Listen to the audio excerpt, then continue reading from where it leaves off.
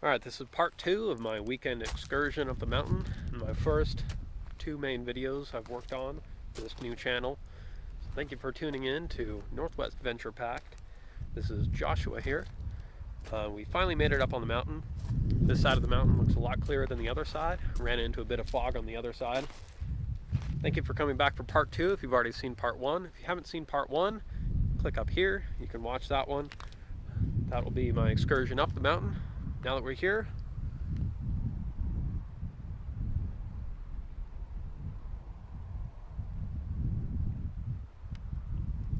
we'll set the camera up and we can start our filming.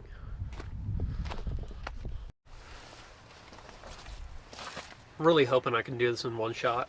I don't want to do this in multiple takes, and I don't want to do more editing than I have to. I've got notes because I've got about the brain power of a hamster on a hamster wheel.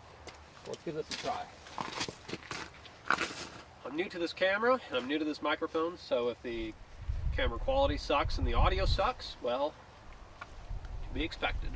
So let's go over this.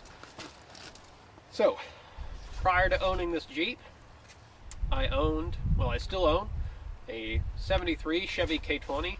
That's a 3/4 ton Chevy pickup from 73, for those who don't know their Chevy terminologies very well.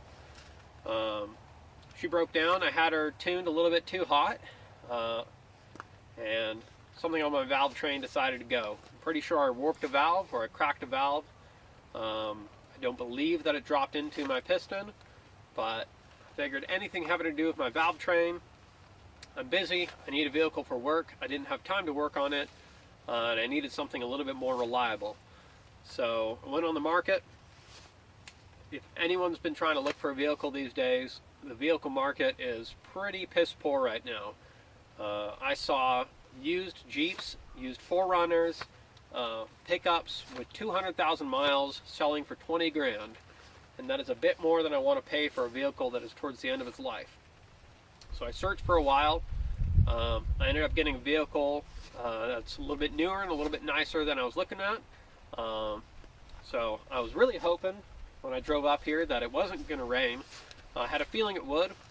My plan was to sit inside my Jeep so you could actually see it, or stand by my Jeep and you can see it while I talked about it. But you're just going to have to deal with looking at me and looking at this partial view that you guys can see, because it's raining and I don't have any rain gear for my camera. I just do for myself. So let's talk about it. So the vehicle that I got is a 2017 Jeep Wrangler Sport. Yeah, it's a sport. Would it be nice to have a Rubicon? Hell yeah. Is it worth it? Maybe. I'm planning on replacing the axles at some point. I have big ambitions for my Jeep, so I'm not too terribly worried about not having the Dana 44 up front right now. Do I want a Dana 44 up front? Hell yes. The main thing I am worried about is breaking an axle and wearing out wheel bearings, as well as ball joints for the steering.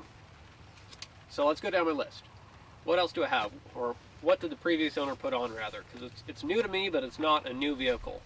Let me just check that this is recording. I'm going to be angry if it's not. Alright, it's recording. We're still good. Alright.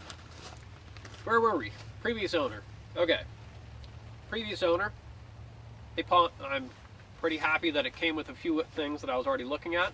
A lot of vehicles were pretty bone stock. When it comes to vehicles that had low miles, a lot of them are pretty bone stock. So, this guy has a 2.5-inch Mopar lift with Fox 2.0 shocks. So that's pretty awesome. It's already got a lift. Is it uber fancy lift? No, but it's a lift. Gives me more ground clearance, looks better, so I'm happy with that. That's done. What am I riding on? Here comes a vehicle. I'm riding on 35-inch Patagonia MTs. Let's see, if you're curious about the full spec, it is 35 by 12.5 R18. And those are running on KMC Rockstar wheels with 2-inch wheel spacers. Did I mention the lift is 2.5? I don't remember if I specified that. That comes to my first complaint with the vehicle. I'm not a huge fan of the wheels. I love the tires. if I can afford the Patagonias again, I'm going to buy them. The tires kick ass. I like the way they sound. They have a little bit of rumble at slow speeds, but once you get up on the knobs, pretty damn silent. You don't get a whole lot of that mud terrain whine that you get running down the freeway. Pretty quiet. I love the Patagonias. Definitely going to buy them again if I can.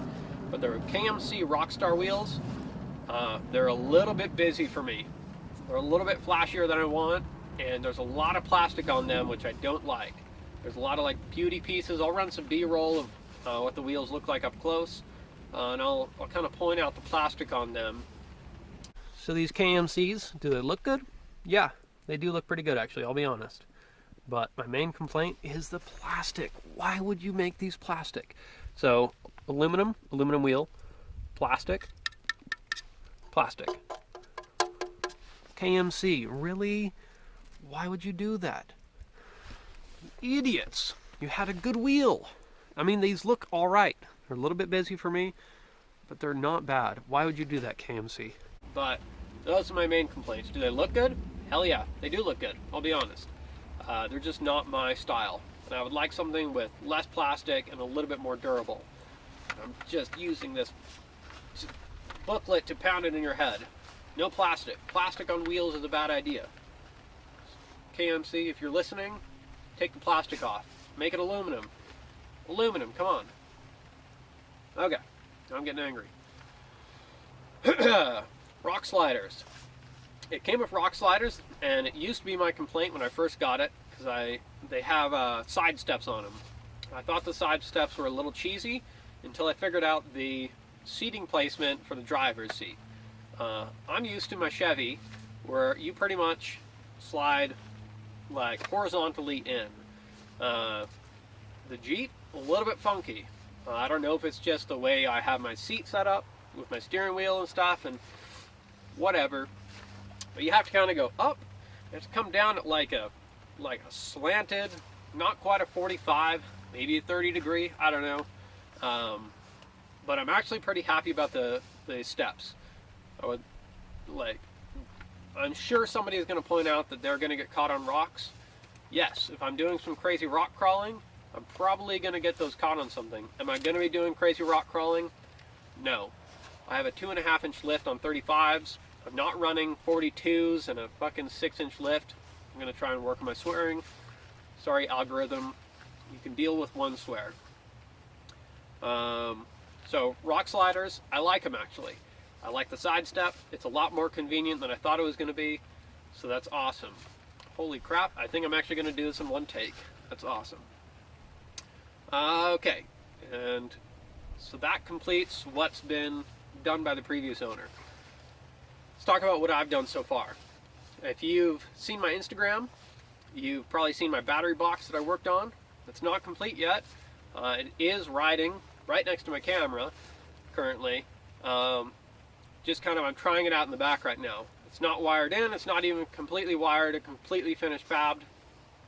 But it's just riding in the back. I wanted to make sure that the setup worked well and that it wasn't in the way or wasn't impeding, and that generally it was a good idea, at least for the temporary location that I have it.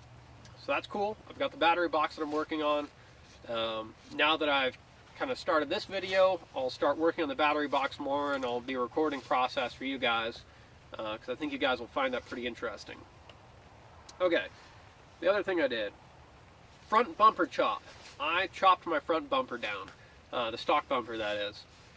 Stock bumper used to go out to the fender width. I'm sure it's great for extra protection. Actually, yes, it gives you extra protection. I'm not going to deny that, but it looked funky. I like seeing the wheels, I like seeing the suspension, so I chopped it down. There were some like stock, what would you call it, body lines, for lack of better words, on the bumper. So I chopped it down to those body lines. It looks pretty clean. Touched up with a little bit of Sharpie, not even paint on the edges, and that looks a hell of a lot better. I also took the wind deflector off, and that robbed me of like 3 miles per gallon. So is it worth it? Looks better, I can tell you that. Ripped the carpet out. I don't know if you notice, I'm wearing a rain jacket. I live in the Pacific Northwest. Woo! I I live in the Pacific Northwest, and it rains here. It's currently raining a little bit. Trying to get this done before it starts to downpour because it's looking like it wants to, and it was this morning. That's why I'm doing this in the afternoon instead of the morning. So, I live in the Pacific Northwest. Jeeps are notorious for leaking water, and mine is no different. My passenger door leaks water. Trying to track down the leak. The previous owner was pretty transparent about that. He replaced the front seals on the passenger and driver door. Did it help? Maybe. But it still leaks a little bit, and I'm trying to track that down. So I got rid of the carpet. Glad I got rid of it, because now I have easy access to the drain holes and carpet. I don't want to deal with shampooing carpet. That's not my thing. I will take floor pans all day. I did. It came with Mopar rubber floor mats. I took the hold downs out of the carpet and I VHB'd those, or 3M double-sided sticky tape. VHB, it's called VHB. Don't call it double-sided sticky tape. Very high bond tape. Stuck it to my floor pan, and I put the Mopar rubber mats back in. Works beautifully, looks good, functional. I don't have to clean it. I can wash it out if I want. No carpet cleaner. Okay. Roll bar covers. I took the roll bar covers out. You've probably seen it with some Jeeps. I'm sure it's a nicer option that you can get for the cushier Jeeps if you want them, but I'm not a very cushy guy. So I took them out. Roll bar covers, it's essentially like the foam that you have in a bicycle helmet wrapped in more carpet stuff. Whatever you want to call it. Some sort of cloth. Did it look good? Yeah. Do I like the look of the bare roll bars? Especially since they're color matched? Hell yeah. I much prefer the look of the roll bars. Let's see what else. Let's see. Front bumper chop, ripped carpet, roll bar covers. What's the other stuff? I put fire extinguishers in. Fire extinguishers look sick, and they're functional. And that pretty much wraps up most of the stuff that I've done. Other than that, I've put gear in it. Recovery gear, of course. I put signaling devices like flare kit inside. Just your standard off-roading, wilderness type of shit. Sorry, algorithm. I'm going to have to start watching that. But yeah, I'm going to cut to some B-roll of me walking around the Jeep and showing you more of the actual specific components that I've installed on it.